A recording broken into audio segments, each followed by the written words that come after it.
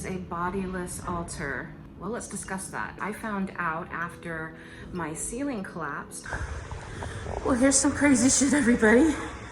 Our apartment the roof just collapsed and I had to, as it started collapsing, I had to escape down the fire escape. So, this is such a fucking crazy Christmas.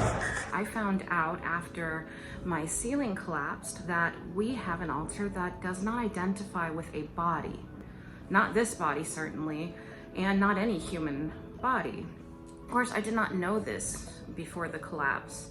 This altar was evidently triggered out by the collapse. It took me nearly 3 months to figure out what it was I was feeling and why I felt so strange. This is what happens when you have an event that causes acute PTSD on top of DID, which when my ceiling collapsed, that was a traumatic event because I almost died.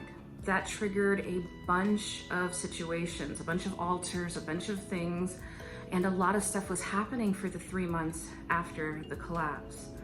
That's why I wasn't able to make videos. I was able to come on occasionally and do a live stream here and there, but that was only when certain altars were around. Once the collapse happened, from that point forward, I was a different altar. Littles were out all the time, certain littles. 3 littles were like rotating the whole time.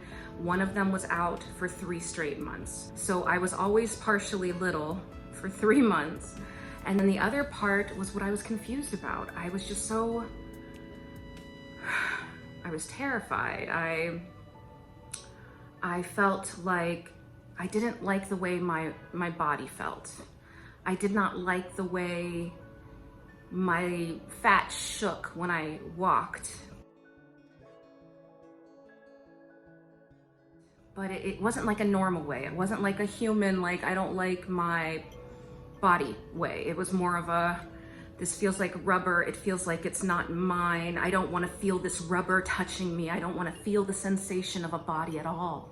And so for the 3 months after the collapse, I maybe showered a handful of times because I couldn't get my body to do anything. I just didn't want to feel it. I didn't want to feel my body moving. At the time, I didn't understand it. I didn't know why I was so uncomfortable in my body and why I didn't want to do anything. But it was very persistent and it was a powerful, powerful feeling.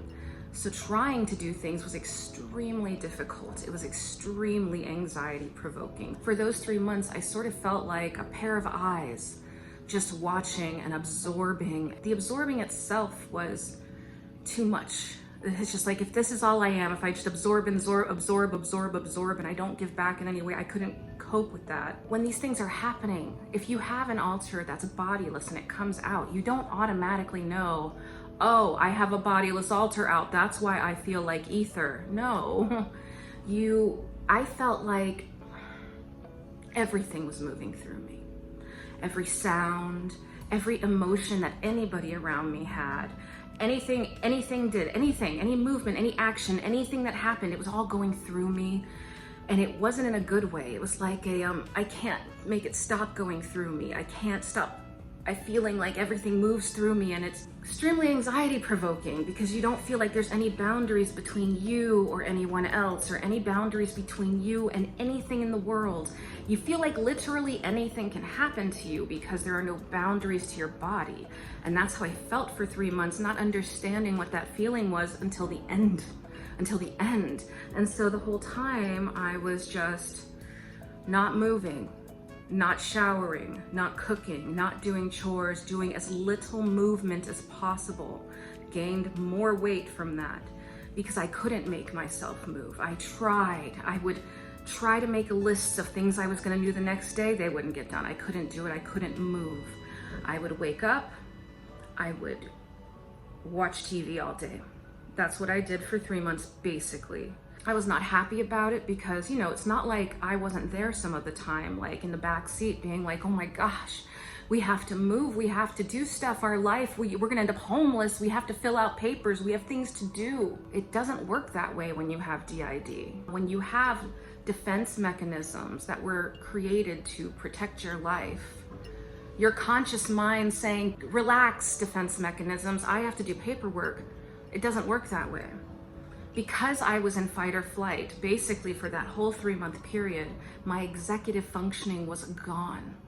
I could not organize my shoelaces. I mean, I couldn't organize anything. If the house was filthy, I couldn't clean it because I couldn't figure out where to start. It was very confusing. It was difficult. It was scary. And only towards the end, when I was talking on the phone with one of my friends, and I was telling her, because the whole 3 months I was telling people, I don't feel human. I don't feel like a person. I kept saying things like, yeah, well, humans do this. You know, like, that's not how people talk. But I said, well, humans do that. And I know that I've done this throughout my life, referred to people as humans. And I'm starting to think that when I refer to people as humans, it's because I'm that bodiless altar. I don't know what the altar is. I don't know if it's air, ether, smoke, what, I don't know. I just know they don't have a body and they don't identify with bodies. Towards the end of the 3 months, when I was starting to come out of it, one of my friends who also has DID said to me, well, if a ceiling falls on you, it can't kill you if you don't have a body. And I was like, oh. It hit me like a ton of bricks that this altar did not have a body, and the reason this altar was triggered is because we almost got crushed by a ceiling. And it blew my mind. It blew my mind. I don't know much else about this altar.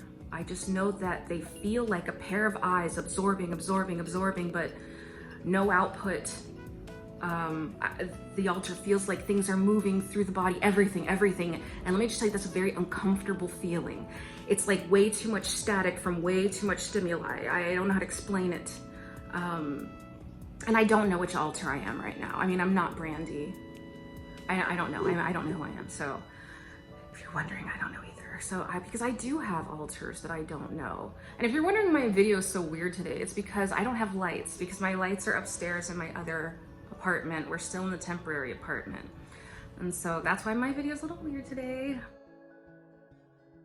I wanted to talk to you guys about what it's like to have an altar that is bodiless, but not knowing that it's bodiless. See, DID sometimes and oftentimes requires interpretation. That's another reason people need therapy for DID, because it's not something you can,